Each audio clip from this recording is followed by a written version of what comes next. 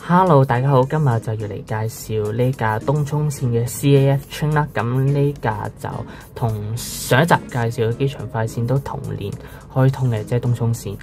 咁就係不過東涌線就早幾日啦，就6月22號啦，咁早幾個禮拜啦。咁個盒咧就係橙色嘅。咁呢個唔記得咗講係微型嘅港鐵列車模型啦。咁參考編號就係 MTL07。咁後面參考圖就是這樣，合金模型，呢啲全部都係合金模型。好，我哋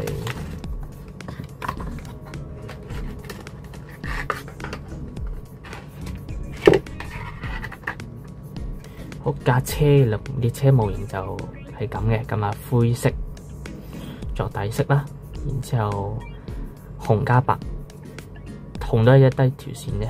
咁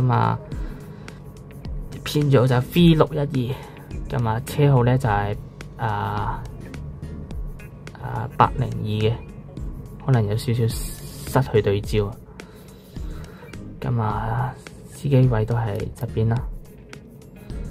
咁呢度入面見唔見到入面啲橫嘅座位咧係見到少少嘅。咁上面咁啦。